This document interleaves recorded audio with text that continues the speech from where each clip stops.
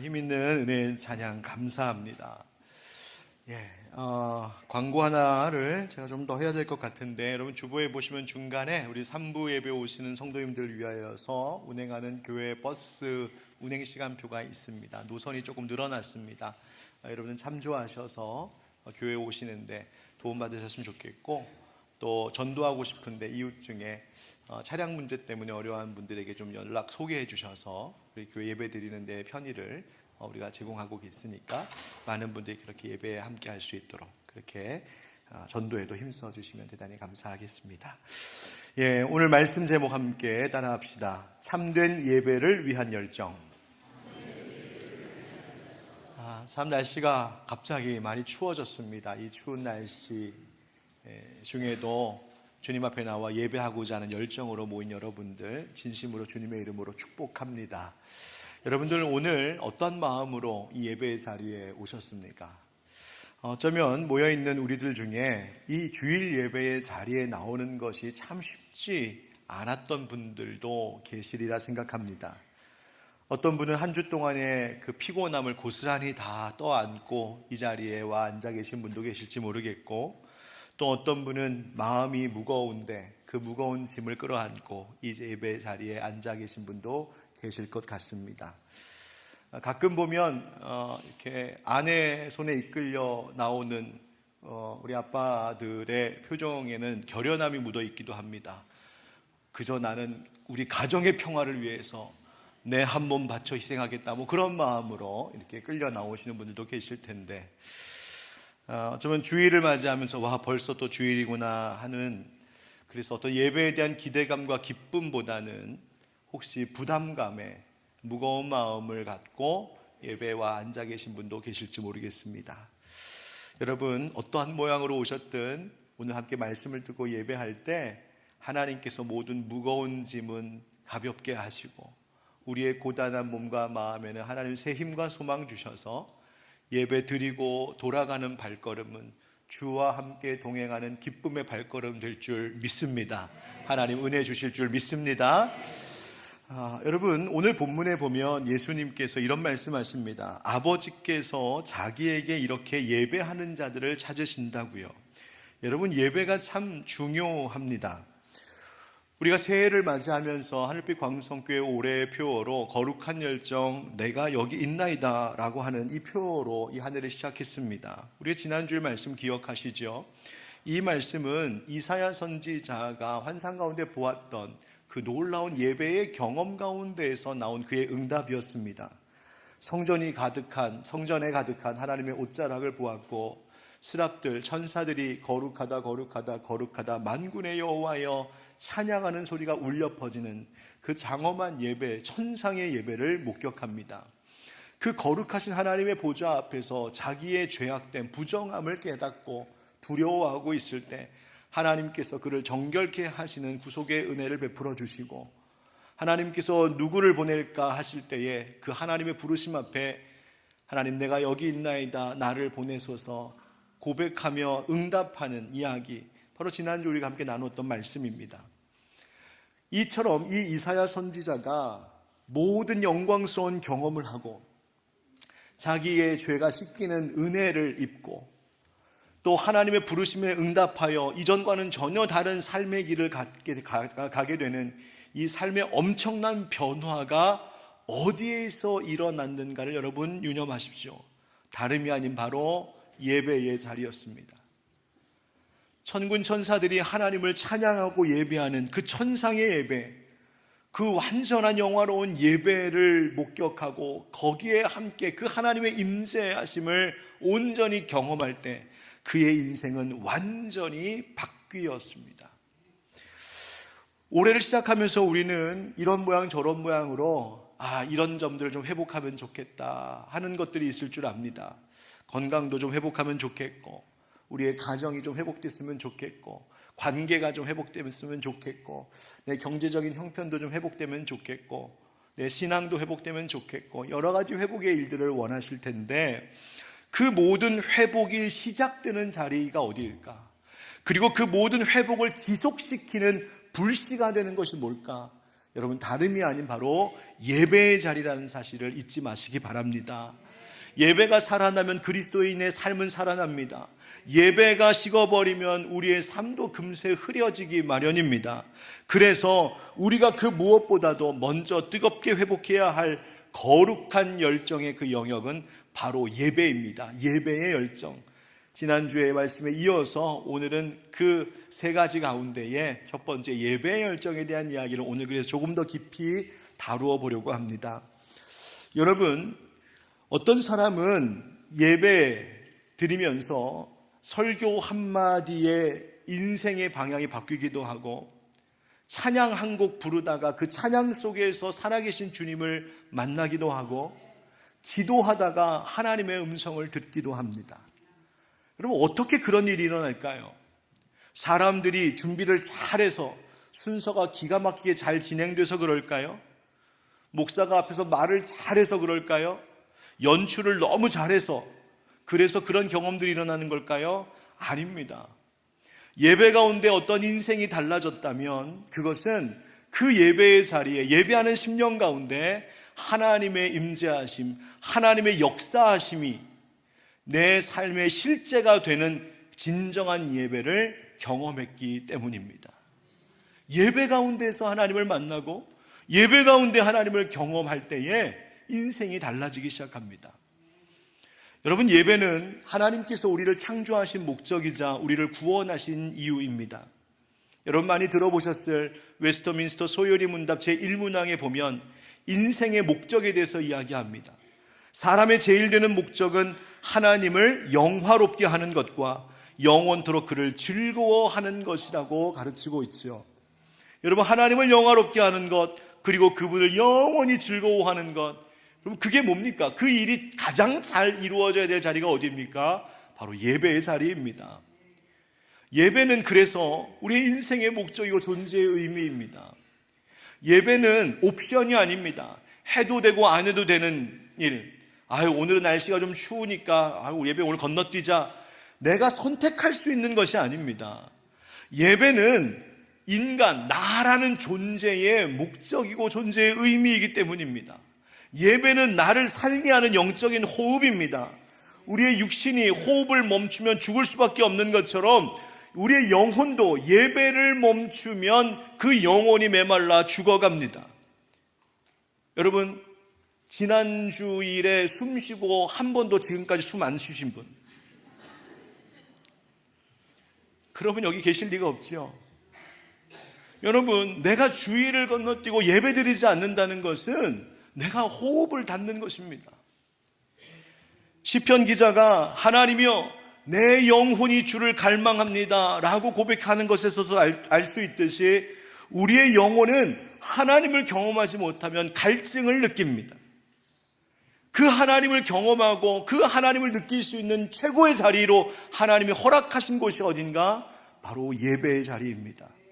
그러므로 우리의 삶에서 예배보다 우선되는 것은 없습니다. 우리의 인생 가운데 예배보다 중요할 것이 없습니다. 예배를 내 생활의, 내 삶의 가장자리로 밀어내면 결국 하나님도 내 삶의 가장자리로 밀려나 계십니다. 예배를 내 삶 가운데 중심에 회복하면 하나님이 내 삶의 중심이 되셔서 내 삶을 질서 있게 바로잡기 시작하십니다. 그러면 영혼이 풍성하여지고 우리의 삶의 모든 것들이 바르게 제자리를 찾아갑니다.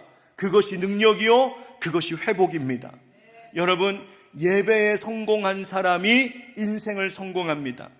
예배에 감격한 만큼, 예배에서 경험하는 감격만큼 내가 일상의 생활에서 하나님 축복의 감격이 있는 겁니다.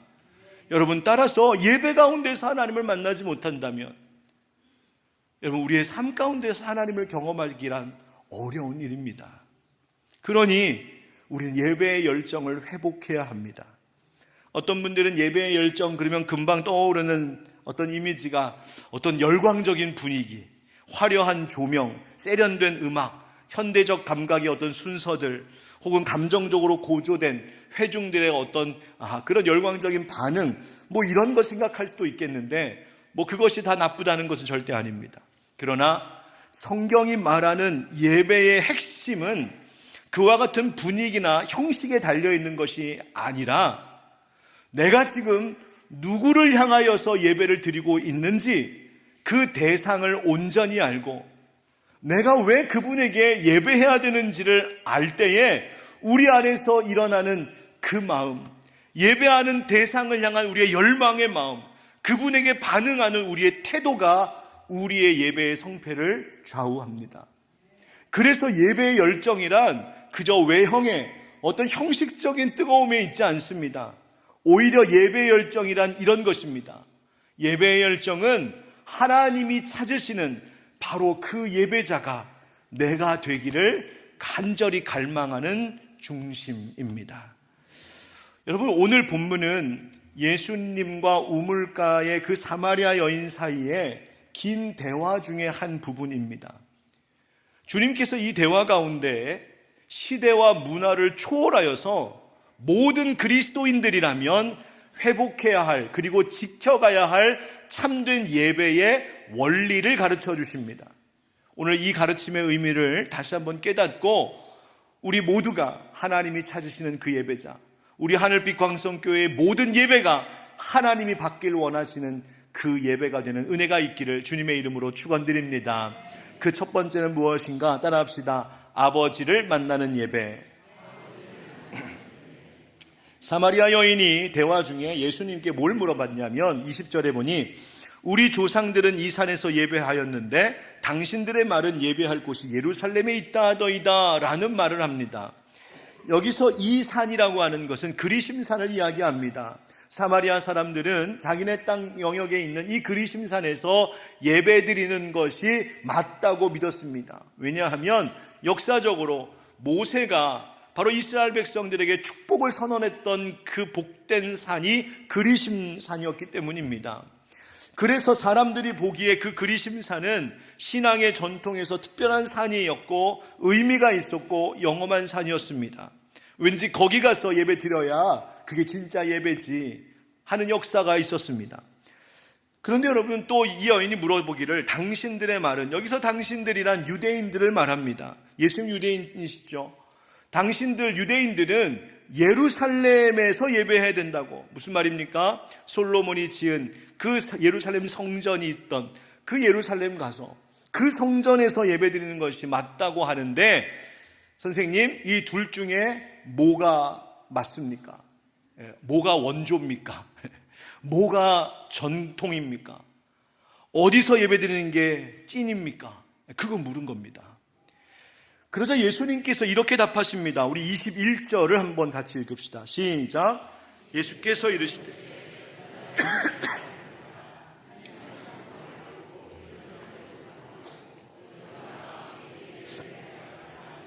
아멘.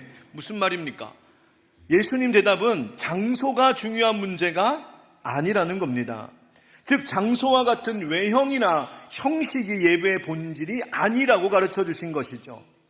그런데 이 말은 사실 당시로서는 듣는 이들에게 엄청난 충격적인 발언이었습니다. 왜냐하면 당시의 유대인들은 철저히 성전 중심의 신앙생활이었습니다. 전통을 중요하게 여겼습니다. 그런 시대, 그런 사회 문화 속에서 예수님께서 그런 장소, 그게 중요한 게 아니다 라고 말씀하시는 것, 파격적인 말씀이었습니다. 여러분, 예수님은 왜 장소의 문제가 중요하지 않다고 하셨을까? 그 이유는 우리가 두 번째 주제에서 조금 다루기로 하고, 이 말씀을 하시면서 예수님께서 분명히 하신 것 한 가지를 좀 주목하려고 합니다. 그것은 우리는 누구에게 예배를 드린다? 아버지께 예배드린다라고 말씀하신 겁니다. 예배는 공간의 문제, 형식의 문제, 외형의 문제가 아니라 관계의 문제라는 것입니다. 내가 누구에게 예배를 드리고 있는가? 내가 예배를 드리는 그 대상에게 나는 어떤 존재인가? 우리는 어떤 관계를 맺고 있는가가 예배의 본질이라고 이야기해 주시는 겁니다. 그 우리가 예배드리는 예배의 대상이신 하나님을 예수님은 아버지라고 부르셨습니다. 여러분, 우리를 예배 드릴 수 있도록 우리를 불러주신 분, 그분은 위대한 창조주이실 뿐만 아니라 예수 그리스도 안에서 우리를 자녀 삼아주신 우리의 아버지 하나님이심을 기억하시길 바랍니다. 사도 바울은 그래서 로마서 8장에 너희는 다시 무서워하는 종의 영을 받지 아니하고 양자의 영을 받았으므로 우리가 그분을 뭐라고 부른다고요? 아빠, 아버지라고 부르짖느니라. 우리 한번 불러봅시다. 아빠. 아빠를 그렇게 무섭게 부르시면 어떻게 해요? 자녀가 애교 있게 불러야지. 다시 한번 시작. 아빠. 조금 낮았어요. 예. 아빠, 아버지. 하나님 그렇게 부르라는 거예요. 여러분, 기독교 외의 예배의 대상을 아버지라고 부르는 종교는 없습니다. 간혹 힌두교 같은 데에서 섬기는 신을 은유적인 표현으로 아버지라고 표현하는 경우가 있기는 하나 우리가 이야기하는 것과 다릅니다. 그것은 그들의 상징적인 은유적 표현일 뿐 우리처럼 관계적인 의미로 말하는 것이 아닙니다. 우리는 예배의 대상이 되신 하나님을 아버지라고 부르는 유일한 종교입니다. 바로 하나님과 사랑을 나누는, 친밀한 교제를 나누는 가족의 그 한 가족으로서의 사랑을 나누는 관계임을 이야기하는 거예요. 여러분 잊지 마십시오.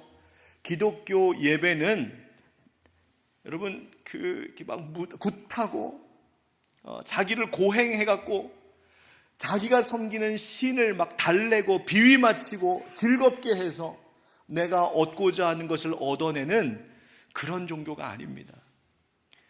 우리 기독교 예배는 이미 나에게 모든 것을 내어주신 하나님 앞에 너무 감사해서, 그런데 그분이 나를 자녀 삼아주시고 내가 그분을 아빠, 아버지라고 부를 수 있게 해주셨다는 이 사실이 너무너무 감격스러워서 하나님 감사합니다.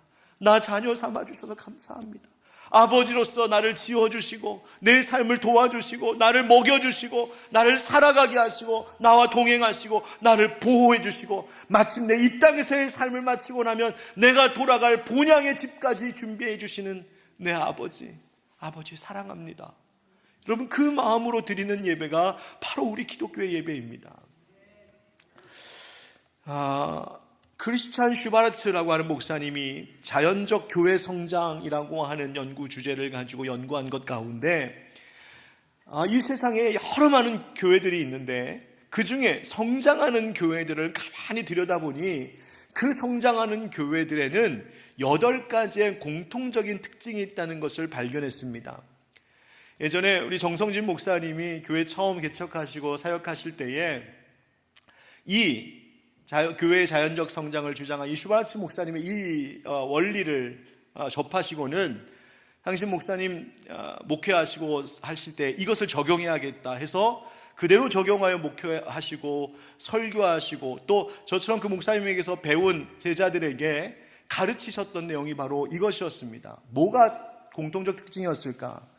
사역자를 세우는 지도력, 즉 모든 성도들을, 평신도들을 사역자로 세우는, 그 다음 은사 중심적인 사역, 나에게 주신 은사에 따라 사역하는 교회, 열정적인 영성이 있고 유기적으로 잘 조화를 이루는 기능적인 조직이 있고 영감 있는 예배가 있고 우리 목장 같은 전인적인 소그룹이 잘 되고 필요 중심적 전도, 그러니까 전도 대상자들에게 뭐가 필요한지를 채워줄 수 있는 그런 전도, 그리고 무엇보다도 예수 사랑으로 함께하는 사랑의 관계가 있는 그런 교회들이 성장하더라라는 공통점을 발견합니다.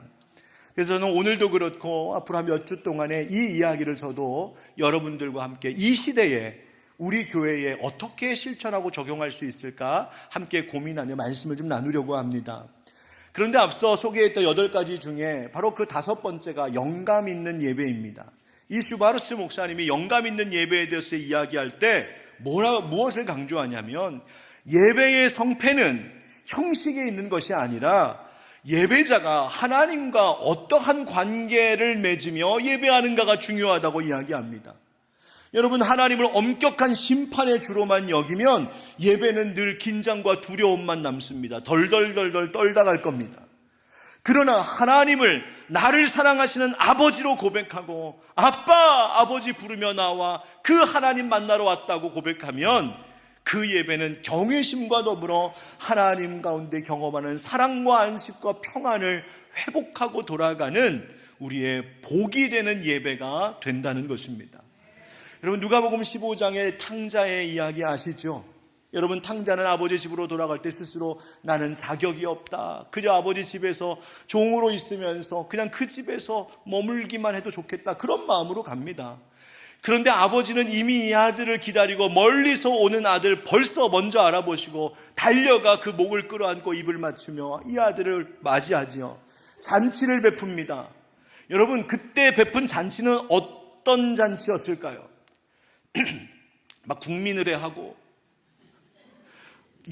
연설 길게 하고, 여러분, 그런 어떤 형식적인 의식이었을까요? 아닙니다. 그 아들이 돌아온 것을 기뻐하면서 관계의 회복을 선포하는 기쁨의 잔치가 아니었겠습니까? 바로 그것이 예배입니다.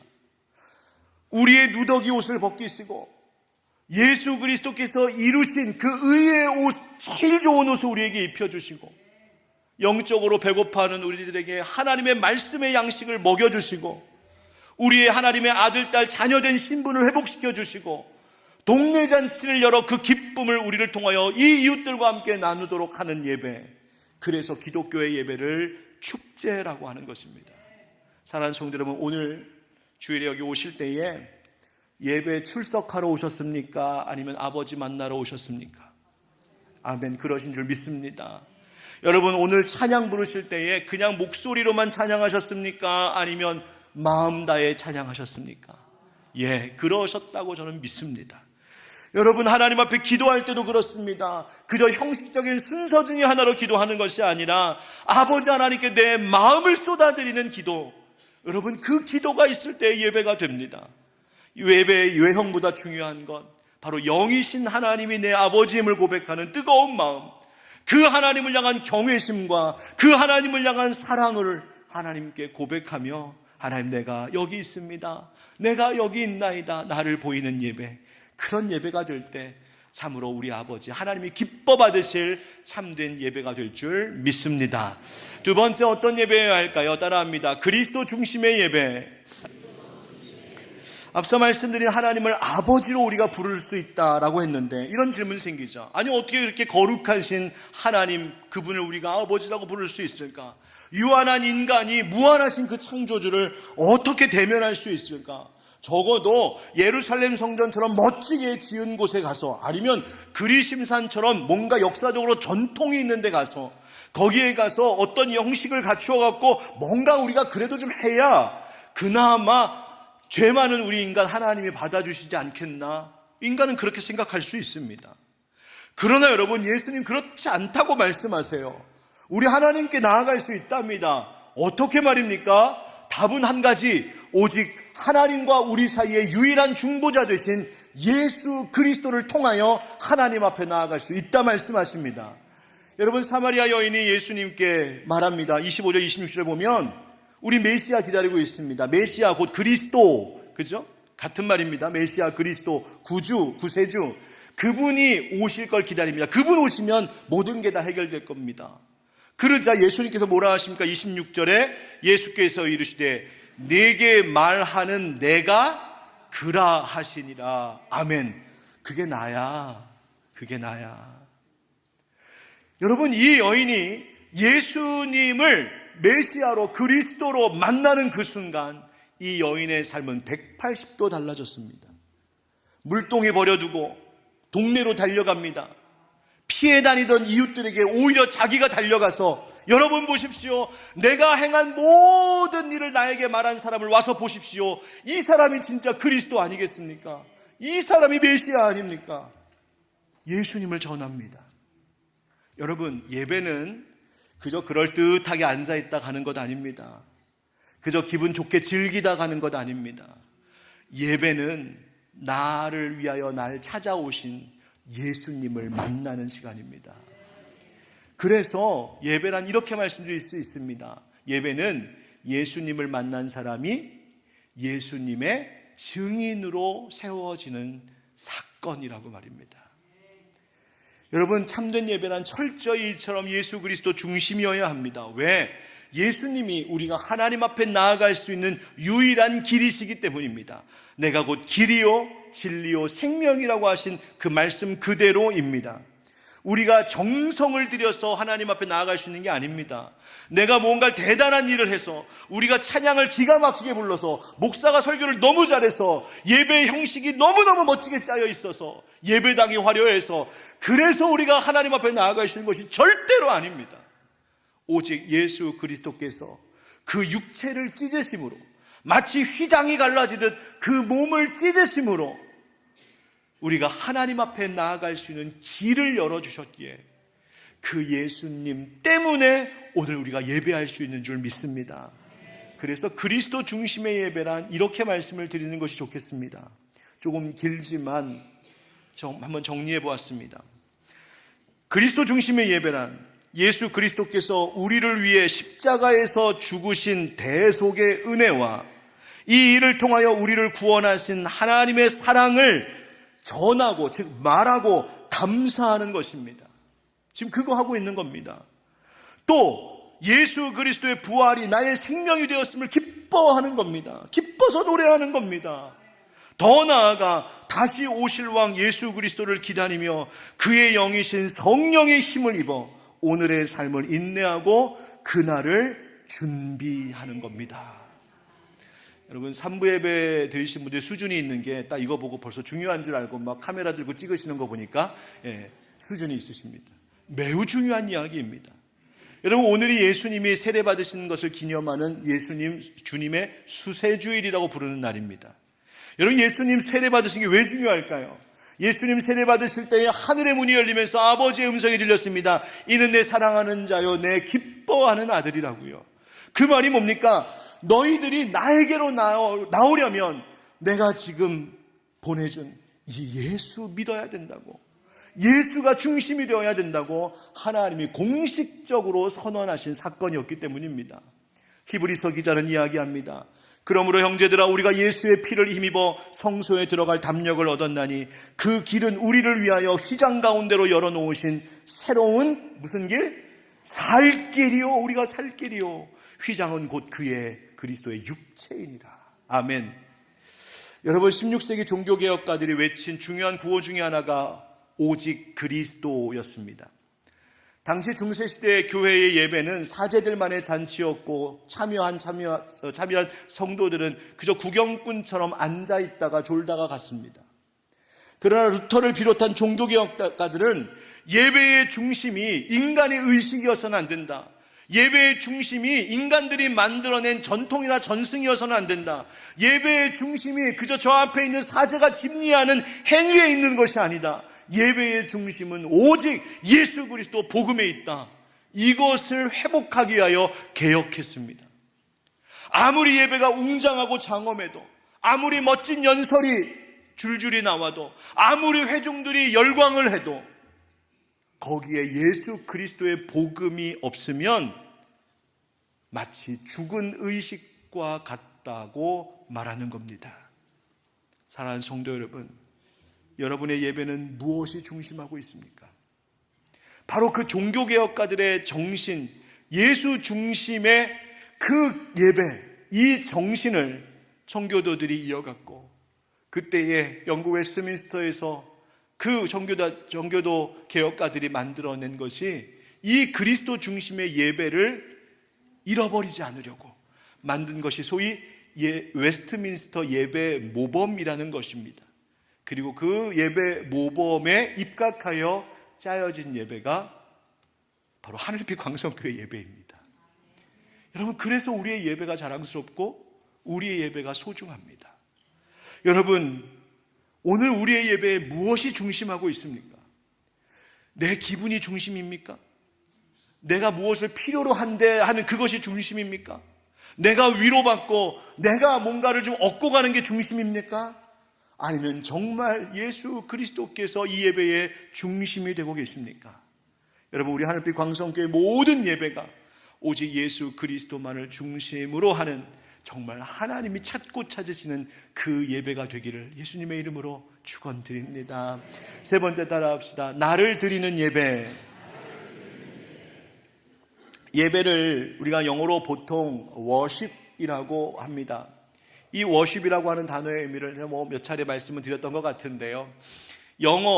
고대 영어 단어 중에 worship라고 하는 단어가 있는데 바로 그것이 예배입니다. 그 어원은 바로 worthiness, 가치 있음이라고 하는 말에다가 ship, 우리가 relationship, friendship, leadership 할 때 그 ship, 뭐뭐적인 이런 것을 덧붙인 말이 바로 worth와 ship이 붙은 말이 worship입니다. 그러니까 예배라고 하는 말의 의미가 뭐냐? 예배란 내 인생에 많은 것들이 있는데 그 중에 내 인생 최고의 가치는 하나님이십니다. 내 인생 최고의 가치를 하나님께 두겠습니다라고 고백하는 자리가 바로 worship, 예배입니다. 여러분, 그러니 예배는 그저 구경하며 앉아있을 수 없습니다. 그냥 몸만 와 있다가 앉아있다가 갈 수 없습니다. 왜? 예배는 나의 전부를 들여 내 인생 최고의 가치가 하나님께 있음을 고백하는 시간이기 때문에 그렇습니다. 바로 나 자신을 드리는 겁니다. 이 점에 대해서 예수님께서는 23절, 24절에 이렇게 말씀하십니다. 우리 한번 같이 읽겠습니다. 시작. 아버지께 참되게 예배하는 자들은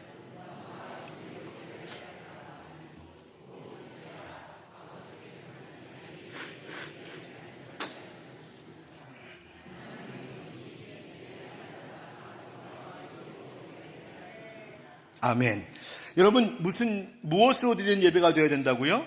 영과 진리로. 여러분, 우리 이 말 얼마나 많이 하는지 모릅니다. 영과 진리로.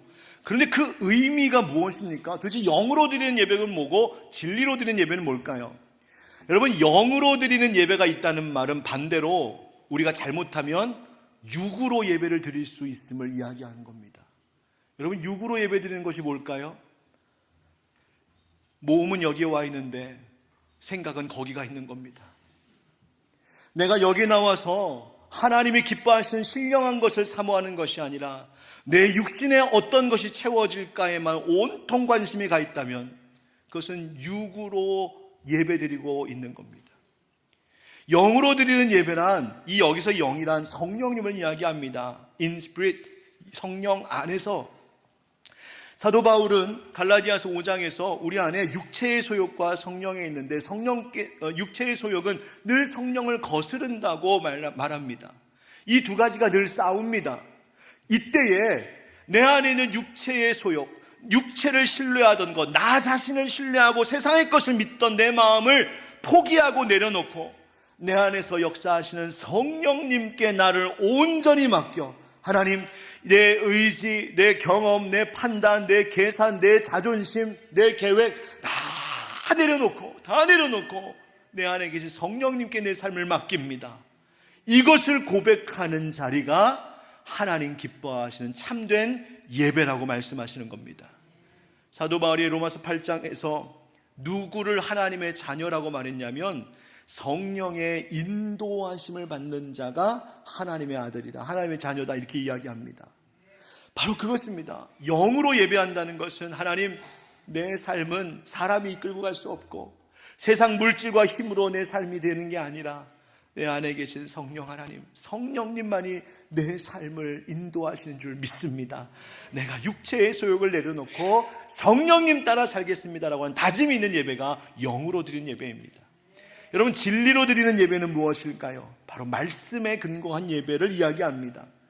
진리, 곧 예수 그리스도께서 진리이신데 그 말씀이신 예수님이 아니십니까? 여러분, 이 말씀의 진리는 우리를 자유롭게 한다고 예수님 말씀하셨어요.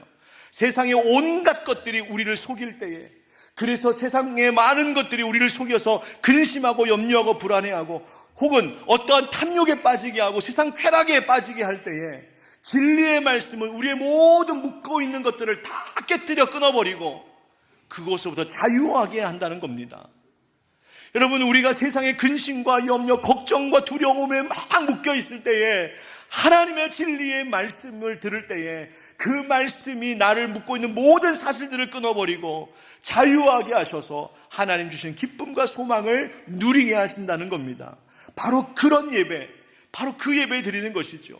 여러분, 우리가 예배를 드렸다고 해서 갑자기 예배 끝나고 집에 가면 로또가 막 당첨돼 있고 막 병들어 누워있던 가족들이 막 벌떡벌떡 일어나 있고 그 사업이 엄청 잘 돼갖고 막 엄청난 일이 벌어지고, 여러분, 그런 것 아닙니다. 그러기를 원하지만 그런 것도 아닙니다.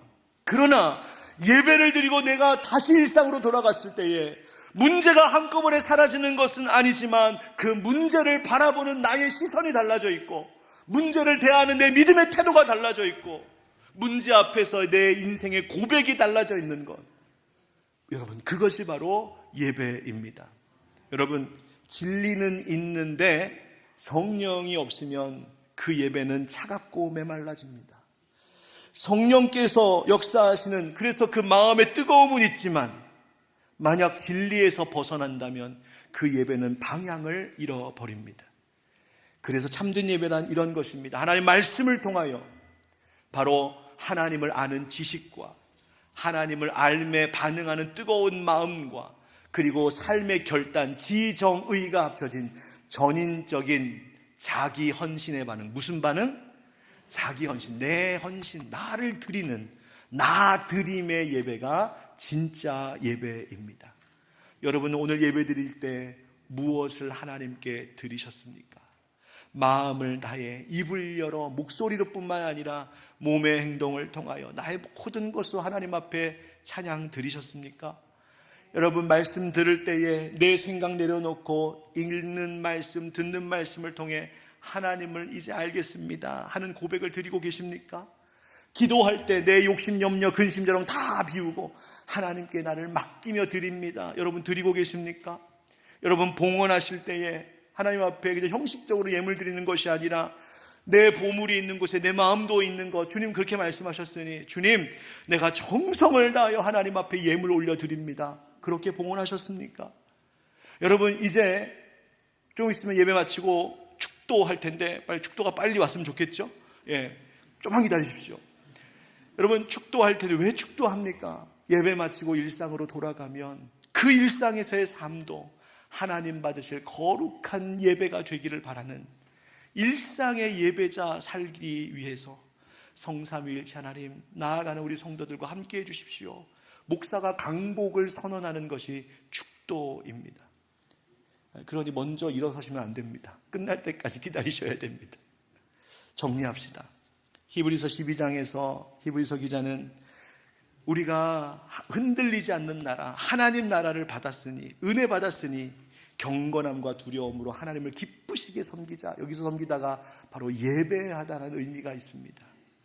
예수님께서도 말씀하십니다. 이스라엘아 들으라, 주 곧 우리 하나님은 유일한 주시라. 내 마음을 다하고 목숨을 다하고 뜻을 다하고 힘을 다하여 주 너의 하나님을 사랑하라 하신 것이요, 마음과 뜻과 정성, 힘을 다하여 사랑하라는 얘기는 우리가 예배를 드릴 때 어떤 시간의 일부 드리고 물질의 일부 드린 것 가지고 하나님 나 했습니다 하고 때우는 것이 아니라 내 삶의 전부를 하나님 앞에 맡깁니다. 그 고백 드리고 일상으로 돌아가는 것, 그 예배를 하나님 기쁘게 받으신다는 겁니다. 사랑하는 성도 여러분, 우리가 이제 살면서 또 얼마나 많은 예배를 드리겠습니까? 이 올 한 해에도 아직도 많은 예배가 우리 가운데 아직 기회가 주어져 있습니다. 그 모든 예배가 껍데기만 와 있다 가는 예배, 형식만 채우고 가는 그런 예배 되지 않도록 이 자리에 올 때마다 살아계신 하나님을 만나고 내 아버지를 배웁고 예수 그 뜨거운 복음의 기쁨을 누리고 성령님 내 삶을 당신께 드립니다 고백함으로 하나님이 그렇게 찾고 찾으시는 예배자가 여러분 되길, 찾고 찾으시는 그 예배가 우리의 예배가 되기를 우리 구주 예수님의 이름으로 축원드립니다.